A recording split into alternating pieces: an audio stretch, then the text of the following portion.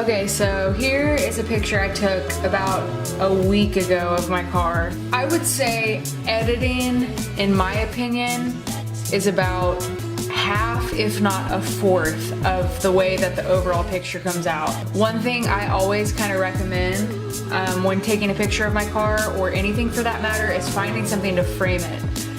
So even though, you know, this picture right here has space here, I could easily crop that in if I wanted to, but I kind of like how it looks like that. So the first thing, like I said, is framing it in. So you could either say I'm framing it in with this blank space, or how I'm kind of framing it is with these buses. And I'm a huge fan of taking pictures of my car in places it doesn't belong. So a car versus buses, or a car versus the country, or a car versus trees. Something where cars don't usually belong. That the very first thing's the shot. If you don't get the shot right, in my opinion, it's not gonna be a good picture. No matter how many times you edit a photo, if the shot is not right, then it's not worth your time. So I use Adobe Lightroom.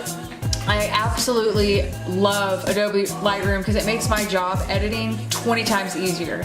I find personally no pride in coming up with my own presets. I have several photographers that I really like. One being Justin. He's actually a YouTuber and he's a filmmaker, but he has several presets for photography that he uses for his pictures that I purchased. And then the second one is Peter McKinnon. He's a filmmaker photographer on YouTube, so I bought his presets as well.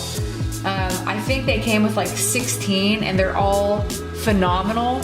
And like I said, they make my job a lot easier when editing a picture. So I'm gonna show you what my next step after taking the photo and uploading it to Lightroom, what my next step is. Okay, so here you can see the picture. Over here are all my presets. This just, to me, explodes every bit of color in this picture. It explodes the bus colors. I really like that this is blown out. There weren't any clouds, so there weren't really any clouds for me to capture, but the sky is completely blown out, which I like because to me it contrasts against the color of my car again. And then I love the color of the buses against the color of my car. So, you know, you'll see photographers, especially automotive photographers, go in there and take that reflection off, take that reflection off of my car. To me, I really don't care about that. This stuff's not getting published, it's not going on a magazine or anything like that. I just use these photos for my own pleasure, to show other people, and then also obviously my YouTube thumbnails. So what I'll show you now is after I did everything to this photo the first time, I'll show you how it turned out. So here's how it turned out. Here's the final product. I really like it. I went ahead and went into Photoshop and just blurred the bus names just because there's really no need for them to be on there or people to see them. But yeah, so this is the avatar filter or preset that I use from Peter McKinnon. I really don't even think I messed with anything like the contrast or exposure or anything like that, but I absolutely love how it turned out.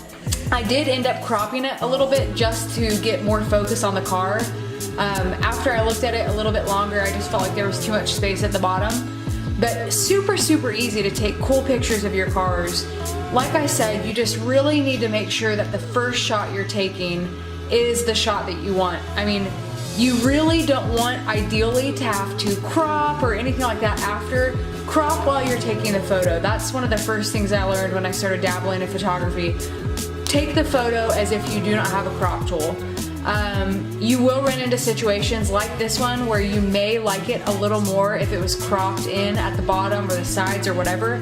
Completely fine, but don't take a picture thinking, oh, I can crop later, or oh, I can edit that out later. Do it when you take the picture. It's gonna make your life a lot easier and it's gonna look a lot better. That's pretty much it. I hope that helped. I hope that kind of gave, you know, anybody a little bit of confidence that they can go out and take pictures of cars or anything they want for that matter. You just kind of have to have a cool, intriguing subject.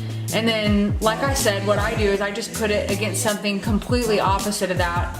And usually it highlights my subject even more.